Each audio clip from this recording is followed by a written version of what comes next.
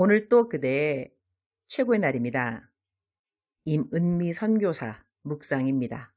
2022년 11월 15일 화요일.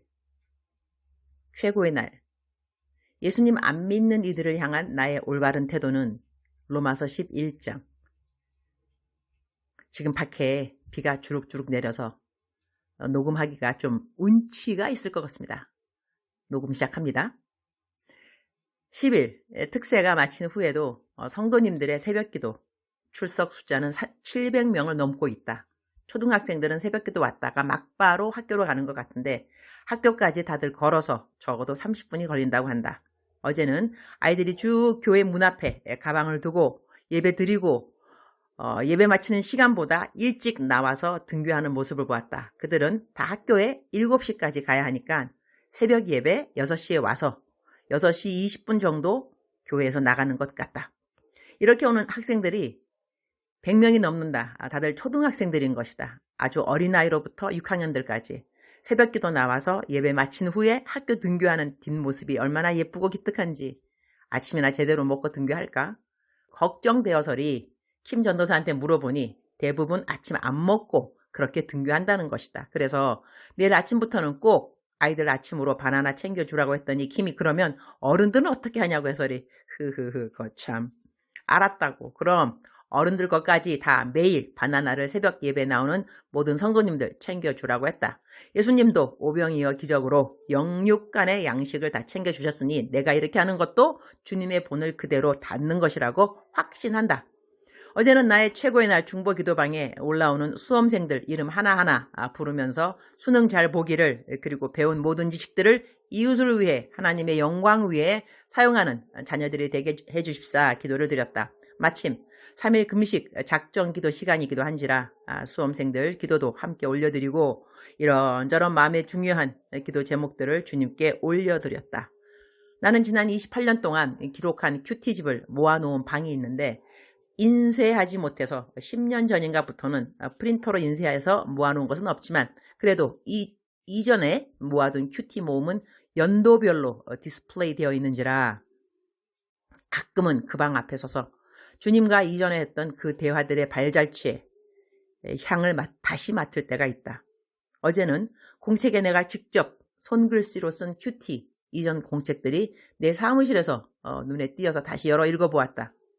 하나님이 하셨던 많은 말씀들 중에 지금도 와우 참 신기하다. 그때 주님이 이렇게 말씀하셨구나 하는 것을 지나간 노트에 적혀진 글을 보고 다시 기억하게 될 때가 있는데 그럴 때마다 하나님의 살아계심과 인도하심과 확실하신 음성들에 대해서 감동을 하게 되는데 어제 열어본 공책에는 내가 한국에 발령 가기 전에 주님으로부터 받은 말씀들을 글로 적은 것이 눈에 띄었다. 나는 여의도 순복음교회 파송인데 선교지로 파송된 선교사들이 본 교회로 발령받는 케이스들이 있는지는 모르겠다. 그런데 내 묵상 노트에 보니 본 교회에서 나를 부를 것이라는 말이 기록되어 있었고 주님은 나에게 5년간 한국에서 사역하게 될 거야 라고 말씀하셨다. 그리고 난 다음 난 정말 본 교회로부터 캠 내셔널 디렉터라는 청년대학부 기관장으로 발령을 받았고 발령받았을 때 나는 당회장 목사님께 다시 선교지로 파송해 주신다면 발령을 받겠다고 말씀드렸다. 당회장 목사님은 허락하셨고 몇 년을 내가 한국에 있을는지에 대해서 말씀하시지 않으셨다. 그런데 우리 교회는 2년마다 인사이동이 있는 것을 알아서 나는 2년 후에 케냐로 돌아올 줄 알았는데 내가 한세대학교의 전임교수로 사역을 할 기회가 주어졌다. 교회에서 그 사역이 허락이 나서 4년 이후엔가 다시 케냐로 돌아올 줄 알았는데 신안산대학에서 영어교수로 전임교수로 일할 기회가 주어졌다. 그래서 그 일의 허락을 교회에 물었더니 그 일도 교회에서 허락해 주어서 그 일을 다 마치고 케냐로 돌아오고 보니 내가 딱 5년 한국에서 사역하는 것이 되었다. 그것을 나는 어제 내 이전 큐티 공책에 주님이 하신 말씀으로 적어놓은 것을 다시 보면서 그때 주님이 5년이라 말씀하셨구나. 그리고 난 딱 5년 이후 케냐로 돌아왔구나. 주님이 해주신 말씀이 그대로 이루어진 것을 어제 이전 큐티 공책을 보면서 다시 확인하게 되니 그냥 마음에 감동이 일었다. 요즘은 사실 이전처럼 자주 주님으로부터 듣는 음성을 공책에 적지는 않는다. 이유 중에 하나는 굳이 하나님께 여쭤보아야 할 일들도 없고 그냥 하는 일을 매일 충실히 하면 되는 것이기도 하고, 또 다른 것은 내가 하나님 음성을 잘 들은 것들도 있지만 그렇지 않은 것들도 있기 때문이다. 어제부터 금식이니 이번에는 주님으로부터 음성을 좀 적도록 해야겠다. 로마서 11장 20절 옳도다. 그들은 믿지 아니함으로 꺾이고 너는 믿음으로 섰느니라. 높은 마음을 품지 말고 도리어 두려워하라. Granted, but they were broken off because of unbelief. And you stand by faith. Do not be arrogant, but be afraid. 오늘 선택한 묵상 구절은 로마서 11장 전체를 많이 읽어보면 좋을 것 같다. 딱 한 구절만으로 삶에 적용을 하기가 없잖아. 무리가 있다고 할 수 있는데 로마서 11장 전체 맥락은 이스라엘 백성들이 우리가 지금 알고 있는 복음을 받아들이지 않아서 이방인인 우리가 복음을 받아들이고 믿는 자로 여김을 받았다는 것이 된다. 그런데 이렇게 믿는 자로 여김받고 믿음으로 서게 된 우리들은 이 복음을 받아들이지 않는 사람들을 향하여 어떤 태도를 가져야 하는가 하는 것이 오늘 나의 묵상의 삶의 적용 부분이 된다고 하겠다. 예수님을 믿고 나면 사실 예수님을 믿지 않는 사람들의 삶의 태도와 삶의 가치를 부여하는 부분이 참 한심하게 여겨지는 부분들이 한두 가지가 아니다. 왜 저렇게 살지? 그런 생각이 든다. 나는 이전에는 이러한 내 마음 때문에 전도하다가 복음을 거부하는 사람들을 대하면 그들의 영혼에 대한 긍휼함보다는 참 어리석구나 그런 생각도 하고 그래 네 팔자다 그렇게 안 믿다가 지옥 가는 거지 그건 너의 선택이야 이렇게까지 생각한 적이 있었다. 그 생각이 선교지 오고 난 다음 바뀌어서 하나님이 찾으시는 한 사람 그대입니까? 라는 책을 쓰게 되기도 했지만 하나님 안 믿는 사람들을 볼 때 사실 아직도 긍휼하고 겸손한 마음보다는 참 답답한 사람들이구나. 어떻게 하늘과 땅 이 모든 것이 만들어진 것을 보면서도 창조주가 없다고 말할까? 그렇게 답답하게만 여기는 것이 주님이 기뻐하시는 태도일까? 오늘 말씀에 보면 그렇지 않다. 우리는 하나님을 믿는 믿음이 없는 자들을 대하여서도 두려움의 마음으로 그들의 영혼을 위해 기도하는 마음과 그들의 영혼이 귀하다는 마음을 잃으면 안 될 것 같다. 주님 오늘 또 최고의 날입니다. 금식 겨우 하루 했는데 너무 힘이 없네요. 주님 하긴 금식은 보통 첫날이 힘이 들더라고요. 그리고 차라리 3일째 되면 힘이 불쑥불쑥 신기할 정도로 생기고 말이죠.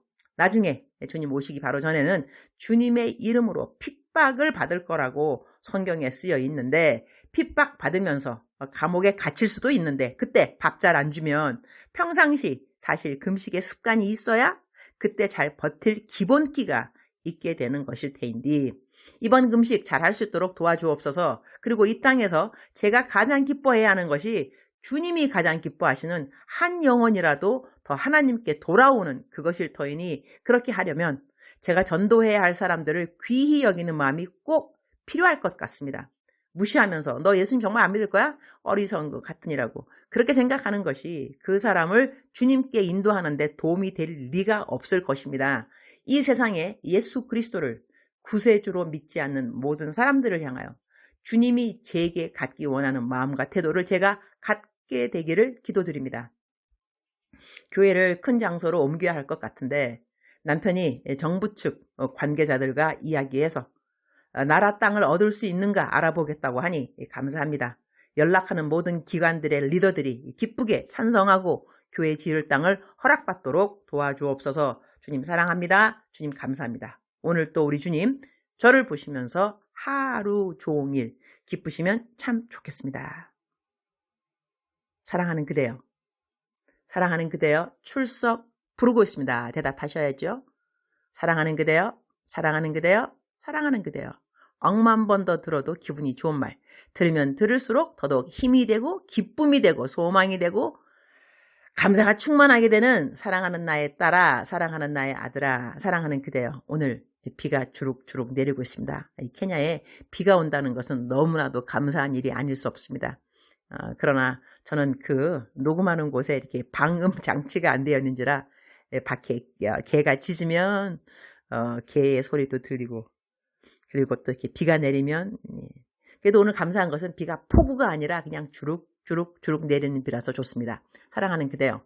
오늘 제 묵상 그 삶의 적용은 이 겸손이라고 하겠습니다. 예수님을 안 믿는 사람들을 향한 겸손. 근데 사실 예수님을 안 믿는 사람들을 향해서 겸손하기가 쉽지는 않더라고. 왜냐하면 일단 답답하니까요. 아니 왜 예수님을 안 믿어? 이렇게 좋은 예수님을 답답한 사람 같으니라고. 그리고 예수님 안 믿는 분들 중에 착한 분들도 있지만 또 예수님 안 믿는 분 보면 왜 세상적으로 방탕하고 말하는 건 맨날 같이 뭐 자기가 얼마 갖고 있다 뭐 좋은 대학교 나왔다 뭐 내지는 하여튼 세상적인 자랑들, 우리가 성경 말씀 있는 분들은 쓰잘데없는 것들, 이렇게 가치를 두면 안 된다 하는 것들을 그들의 가치로 삼고 열심히 이야기하니까 얘기 들을 때도 불편하고, 그래서 우리는 예수님 이제 잘 믿게 되는 사람일수록 예수님 안 믿는 사람들하고 교제를 안 하게 되죠. 왜냐하면 말이 안 통하니까.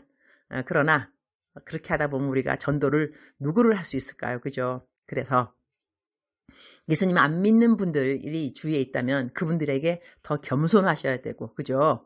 더 공손, 그리고 선물도 더 많이 주고, 이게 좀 아이러니컬한데요. 제가 택시 기사님들, 전도하는 편이거든요. 근데 택시 타서 기사님이 예수님 믿는다고 그러잖아요. 그러면, 제가 그 팁을 5만원 안 드립니다. 예수님 안 믿는다고 그러면 5만원 드리거든요. 내릴 때. 교회 꼭 가셔야 돼요. 교회 가셔서 헌금, 아셨죠? 교회 안 가시면 환청 들립니다. 교회 헌금 이러면서 제가 예수님 안 믿는 분들 만나면 헌금하시라고 돈도 더 많이 드리고 택시 내릴 때 팁 많이 드리는데 예수님 믿는다고 그러면 그러시냐고 예수님 계속 잘 믿으시라고 감사하다고 이러면서 내리거든요. 이 예수님 잘 안 믿는 사람한테 더 잘하는 이유는 뭐냐면 예수님 믿는 분들은 예수님 믿으니까 이제 돌아가시게 되면 다 천국 가시고 그러니까 내가 굳이 잘 안 해줄 수도 있겠지만 then again 또 어떻게 또 성경 말씀에는 믿는 자에게 더 잘해주라 그런 말씀도 있는데 하여튼 예수님 안 믿는 분들에게 우리가 가져야 될 태도는 그들을 무시한다거나 그들을 경멸한다거나 꾸짖는다거나 막 정죄한다거나 그런 것보다는 공손하게 정말 겸손하게 그들을 섬기는 마음으로 예수님 안 믿으면 어떡하나 하여튼 나의 친절, 나의 배려, 나의 물질의 공급 이런 걸 통해서 예수님 안 믿는 분들이 한 분이라도 그대를 통해서 그대가 복음의 통로가 되어서 꼭 예수님을 믿을 수 있도록 우리가 이렇게 좋은 마음, 하나님이 원하시는 마음을 가졌으면 참 좋겠습니다. 사랑하는 그대여 사랑합니다. 사랑하는 그대여 축복합니다. 오늘 또 그대의 최고의 날입니다.